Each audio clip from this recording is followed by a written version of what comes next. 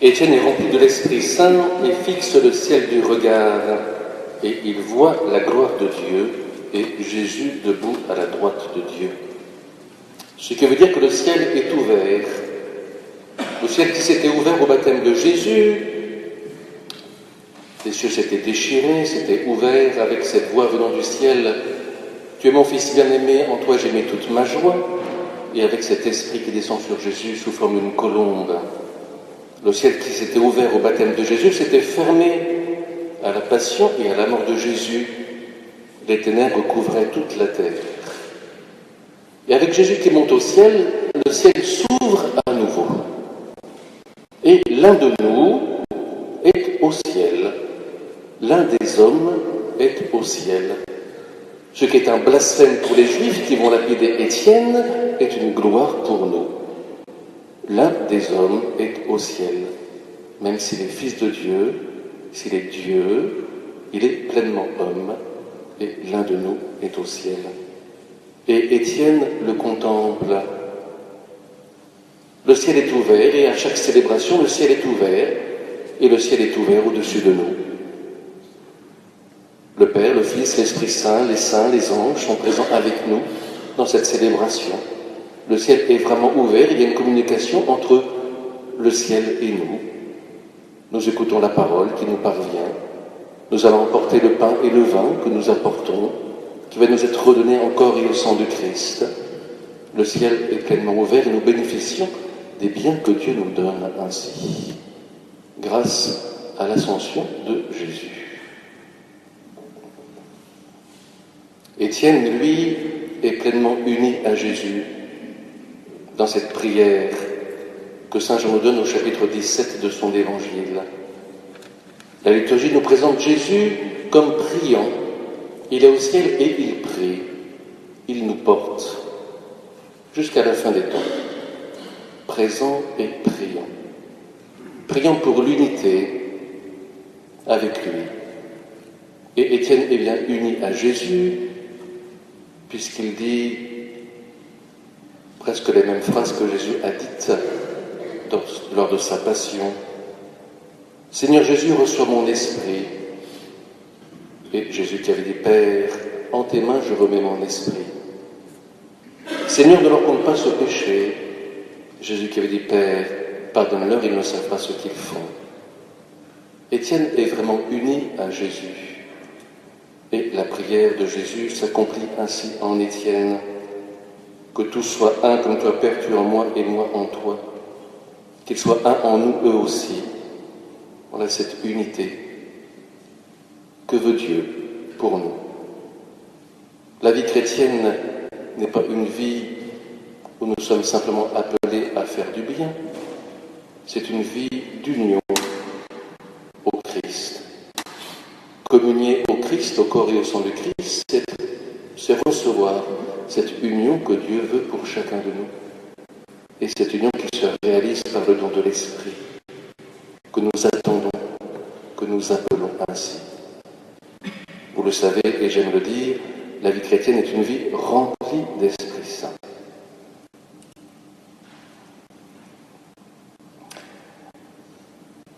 Dans l'évangile dans le chapitre 17 de l'évangile selon saint Jean, que nous avons chaque année au 7e dimanche de Pâques. Ce chapitre est séparé en trois parties pour les 3 années. Chaque année, la même prière de Jésus ainsi. Et nous entrons dans l'intimité de Jésus qui s'adresse à son Père. Saint Jean nous fait entrer dans cette intimité-là. Nous voyons peu Jésus se tourner vers son Père dans les évangiles, plus dans Saint Jean. Et Jésus se tourne vers son Père, qu'il prie des yeux levés au ciel. Il reconnaît qu'il a reçu des hommes de son Père. Il a manifesté le nom de son Père aux hommes. Il a donné des paroles qu'il a reçues du Père. Il a veillé sur les hommes. Il les a gardés unis au nom du Père. Et il prie maintenant pour ses disciples qui restent ainsi dans le monde.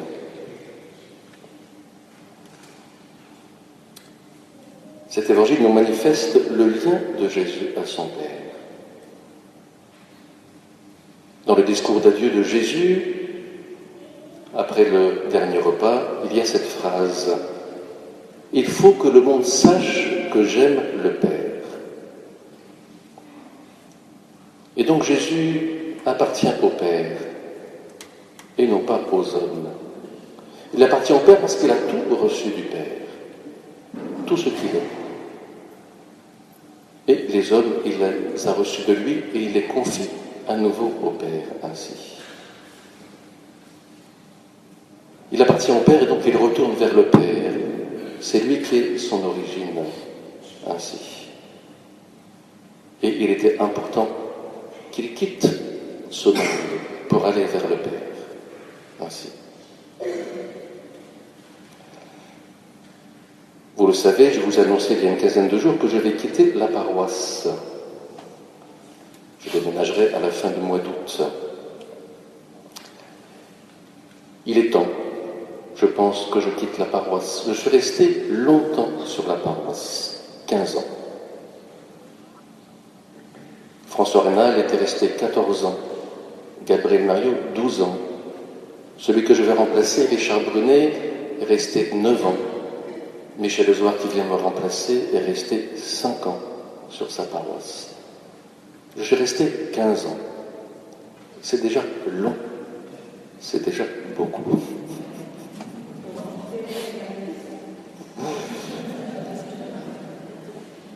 C'est déjà beaucoup. Dans l'Évangile, le chiffre 40 dit une durée longue et qui reste humaine. 41, c'est trop. 39, c'est pas assez. Et c'est la symbolique du chiffre 40, ainsi. Voilà. Et je pense que 15 ans, c'est bien ainsi. Et puis, je ne suis pas à votre origine, ni à votre terme. Ce n'est pas moi. Le Christ le dit dans l'Apocalypse. Je suis l'alpha et l'oméga, le premier et le dernier, le commencement et la fin. C'est lui qui est votre origine. C'est lui qui est votre terme. Je ne suis que ministre parmi les autres ministres de la grâce de Dieu. La vie ne vient pas de moi. La vie vient du Christ. Vous appartenez au Christ. Je ne suis que ministre de cette grâce pour qu'elle croisse, qu'elle grandisse, qu'elle porte du fruit. Je ne suis rien d'autre. Et le fait de vous quitter et de recevoir un autre pasteur, c'est accepter que je ne suis pas tout pour vous, mais que c'est le Christ qui est tout pour vous, et non pas moi. Que c'est lui qui accomplira et qui terminera ce qui est commencé, bien sûr. J'ai confiance que l'œuvre du Christ continuera ainsi, ici, s'accomplira en vous, croîtra par la grâce de Dieu. Et c'est important. Et il est bon aussi pour moi de quitter pour suivre le Christ, là où il voudra me conduire, ce que je ne sais pas encore. Au cours de chaque Eucharistie, nous accueillons les dons de Dieu.